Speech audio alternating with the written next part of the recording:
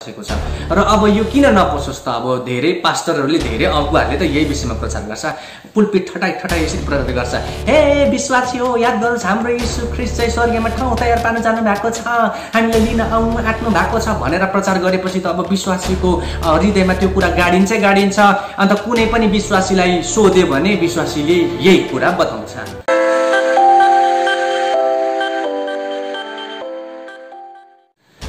सबैजनालाई प्रभु यीशु ख्रीष्टको शक्तिशाली नाममा जय मसीह र विशेष आजको वचनको शुभकाईमा म अर्जुन जोसुवा लोप्चनको तर्फबाट तपाईहरु सबैजनालाई म स्वागत गर्न चाहन्छु।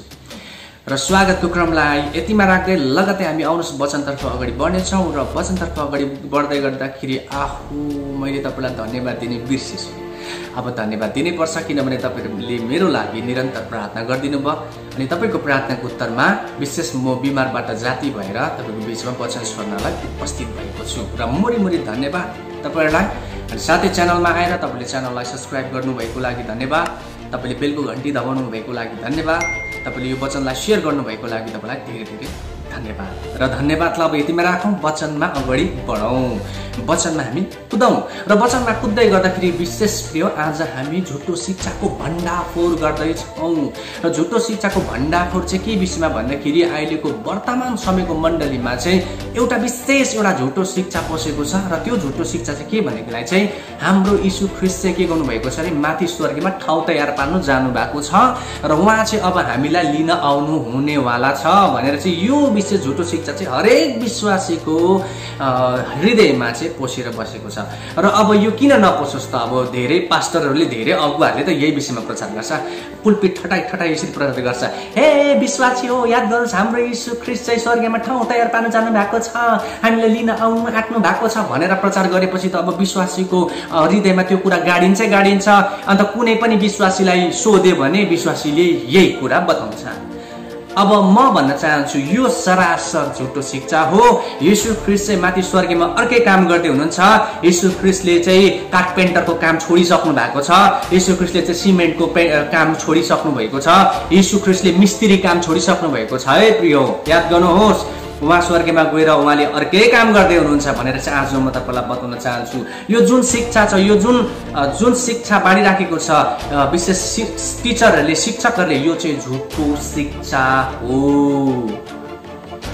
र अब यो झुटो शिक्षा चाहिँ कुन चाहिँ बाइबलको कुन चाहिँ खण्डबाट बाँड्दैछ या यो बाँडिँदैछ भन्दा चाहिँ विशेष गरी यो चाहिँ झुटो शिक्षा चाहिँ विशेष गरेर चाहिँ यूहन्नाको सुसमाचार 14 अध्यायको 1 देखि लिएर 2 पदबाट बाँडिँदैछ। र विशेष अब यो विशेष पदलाई हामी पाठ गर्नेछौँ अनि यो झुटो शिक्षाको भण्डाफोर हामी गर्नेछौँ। र यो विशेष गरेर चाहिँ म तपाईहरुको अगाडि 4वटा मैले बाइबल लिएर आएको छु। नेपालको नेपाली बाइबल, इन्डियाको नेपाली बाइबल, अनि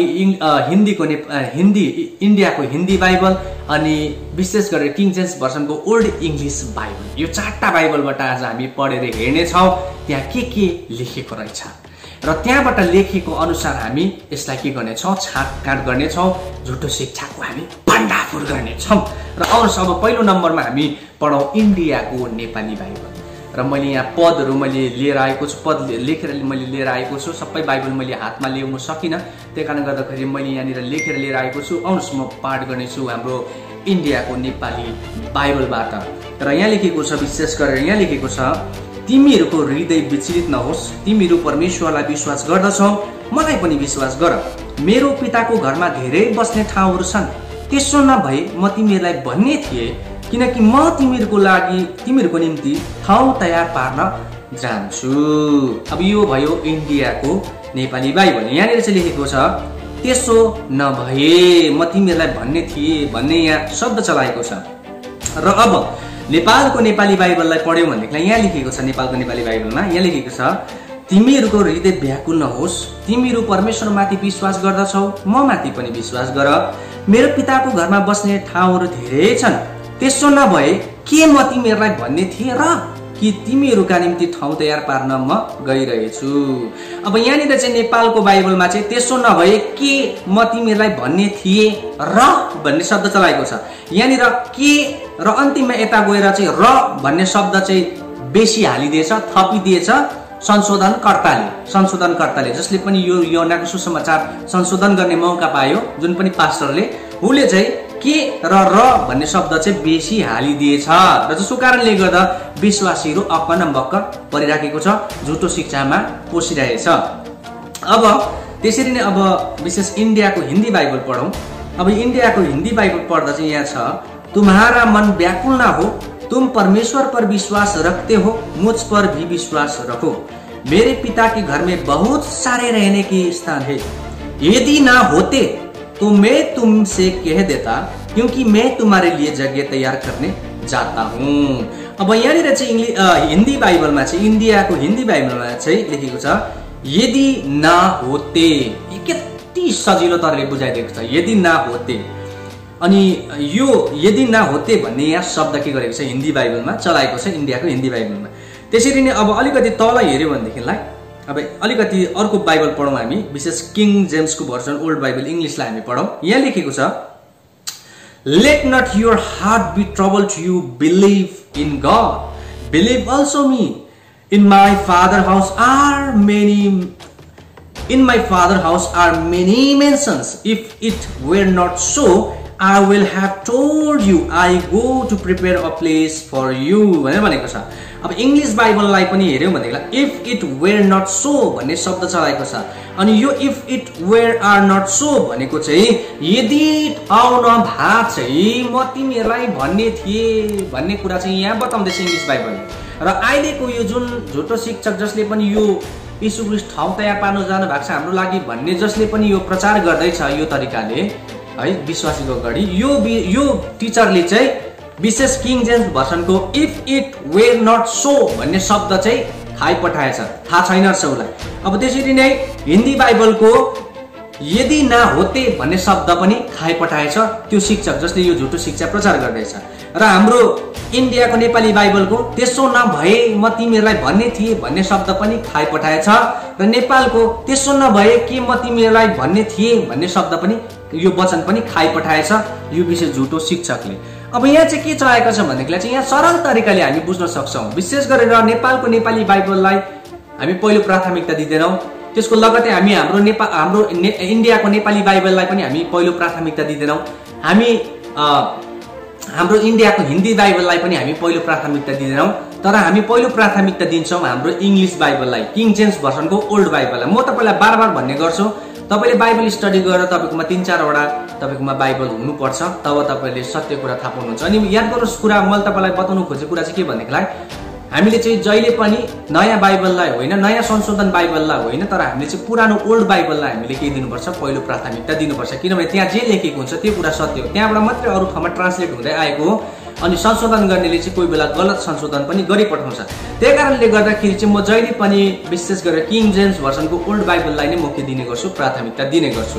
र विशेष गरेर ओल्ड बाइबलमा किङ जेम्स भर्सनको ओल्ड बाइबलमा चाहिँ छ if it were not so, यदि त्यसो नभएको भए, यदि ठाउँ नभएको भए चाहिँ भन्ने शब्द चाहिँ यहाँ चलाएको छ। अब यीशु ख्रीष्टले चाहिँ यहाँ चेलाहरूलाई भन्नु खोजेको चाहिँ के भनेदेखिलाई चाहिँ अब चेलाहरूले चाहिँ सोध्दै थियो, हे गुरु तपाईँ कहाँ जानुहुन्छ, के गर्नु जानुहुन्छ भनेर सोध्दै थियो नि त।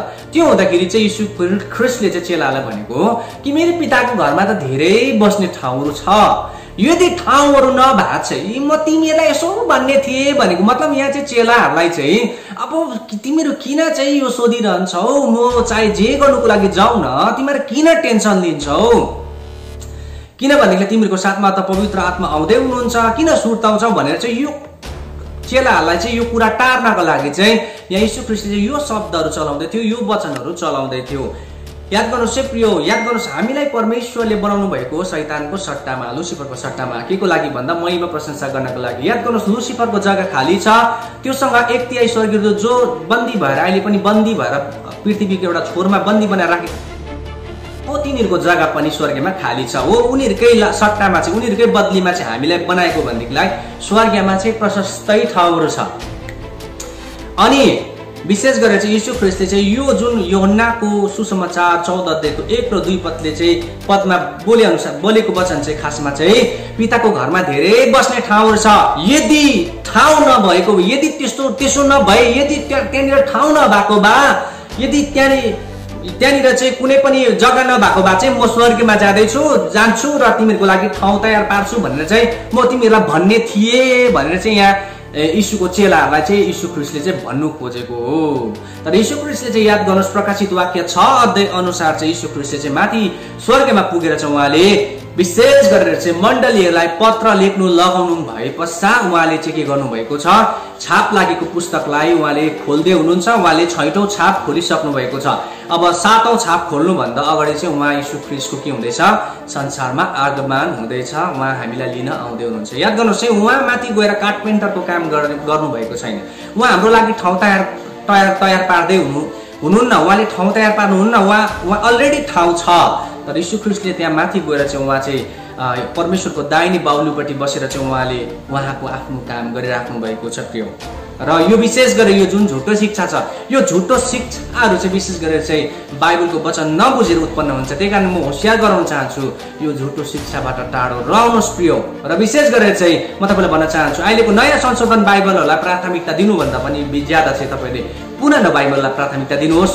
यदि कुनै वक्ताले यदि नयाँ बाइबलबाट प्रचार गर्दैछ भने तपाईँले पुरानो बाइबलहरूलाई पनि पल्टाउनुहोस् कि यो सत्य हो या यो संशोधन कतै गलत त छैन भनेर तपाईँले पल्टाउनुहोस्। तब सबै कुरा क्लियर हुँदै जान्छ। अनि म भन्न चाहन्छु, यो यीशु ख्रीष्ट जो स्वर्गमा गएर हाम्रो लागि ठाउँ तयार पार्दै हुनुहुन्छ भन्ने जुन यो विशेष हरेक विश्वासीको हृदयमा जो गाडेको छ, यो चाहिँ झुटो हो, यो झुटो शिक्षा हो।